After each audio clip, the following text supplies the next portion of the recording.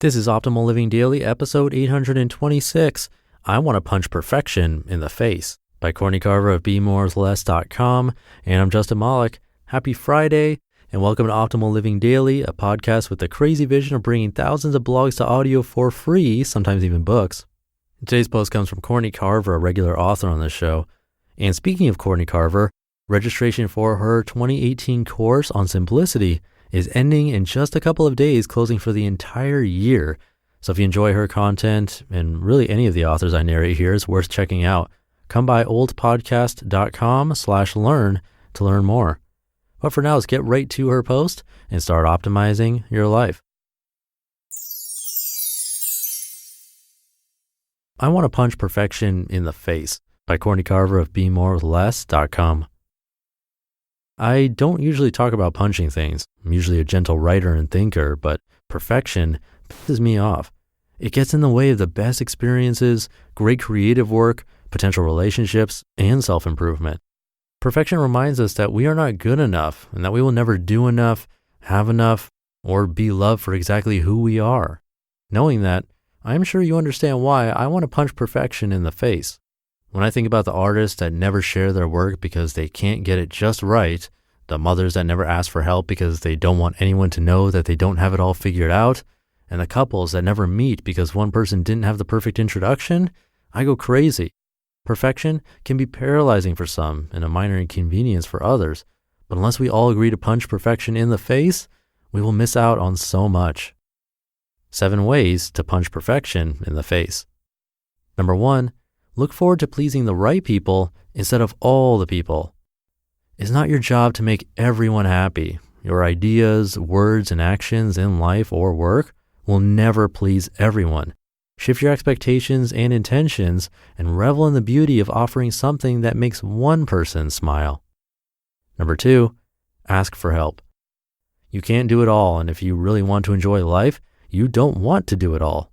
Offer your advice and skills to others and lean back for support where you need it most. Hire professionals, call friends, email experts. You are not alone. Number 3, stop comparing. Your life experience is as unique as your definition of success. When you can truly stop comparing, you can figure out what that definition is. You can take time to ask important questions like, what really makes me happy? What will I contribute to the world? What is enough for me? Number 4, do less. My dad always told me never to order pizza at a seafood restaurant or seafood at a pizza place. Specialize in one thing or a few things instead of trying to be good at everything. Number 5, support imperfection. Hold the constructive criticism and be gentler with the people around you. Celebrate the best qualities in your loved ones and identify what's most important. We are the toughest on the people we love the most. They deserve better. Number 6, give yourself permission to fall apart. We admire composure and work to hold it all together all the time. If you need to lie down and cry, throw a temper tantrum, or write about punching things, do it. Embrace your human nature to rise and fall and fail and get back up. Number 7, do it anyway. You are not perfect. Your work isn't perfect. Your life isn't perfect. So what? Go on. Jump in. When I asked some of my friends how they punch perfection in the face, here's what they had to say. Paul Jarvis, author of Everything I Know, said, quote, "What I learned through 16 years of web designing and 3 years of writing is that perfectionism and launching run in opposite directions. You can't have both, and I want one more than the other," unquote. Rob Young, consultant and founder of the $100 Club, said, quote, "I tend to find perfection only becomes a problem when I'm debating whether something is good enough to launch to the public or its intended audience, so that's my focus.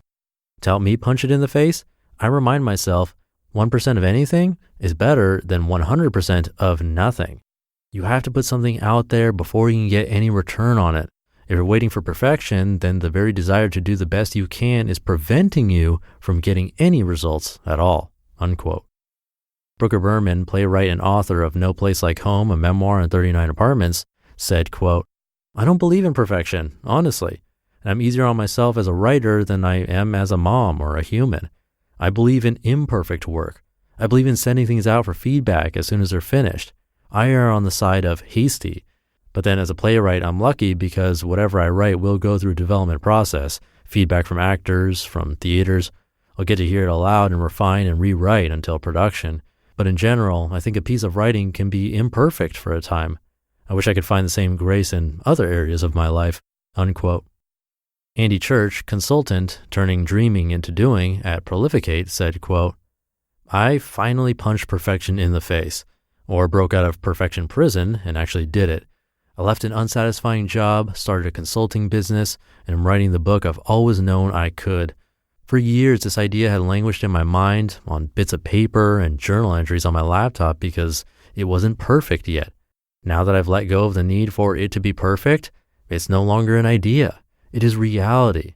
Instead of working on someone else's dream, I get to make my own, and it feels amazing, unquote.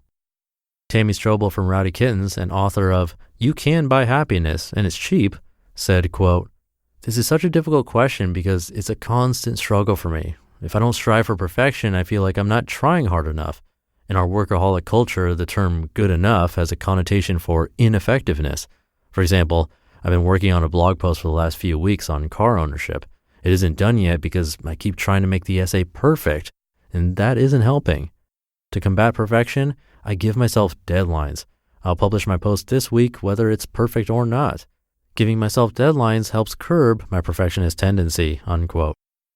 While I was thinking about punching perfection in the face, I was brainstorming titles for this post like Perils of Perfection and How to Embrace Your Beautiful Flaws, and When Perfection is Paralyzing.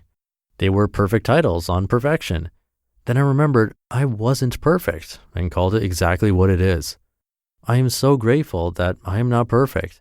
The opposite of perfection is not flawed or broken. The opposite of perfection is freedom. Massive, crazy, unbelievable freedom. You just listened to the post titled, I Want to Punch Perfection in the Face by Courtney Carver of BeMoreWithLess.com. And before we go, just a reminder about Courtney Carver's year-long Simple Living course. Registration is ending in just a couple of days, so check it out. A bunch of the authors I narrate right here are participating and teaching throughout the year. So to learn more, come by oldpodcast.com/learn, and that'll be in this episode's description. Thank you for being here. Have a great start to your weekend, and I'll see you in the Saturday show tomorrow, where your optimal life awaits. Hey, this is Dan from the Optimal Finance Daily podcast, which is a lot like this show, except more focused on personal finance. Justin handpicks the best posts he can find from blogs and authors like Ramit Sethi, Mr. Money Mustache, and more, and I read them to you 5 days a week. So if you enjoy this podcast, come on over and subscribe to Optimal Finance Daily too. And together, we'll optimize your financial life. You've been listening to Optimal Living Daily. Be sure to hit the subscribe button to stay up to date on each new episode, and head to oldpodcast.com. That's OLDpodcast.com for a free gift, as well as more actionable tips and resources to help you maximize your potential. Thanks for joining us, and remember, your optimal life awaits.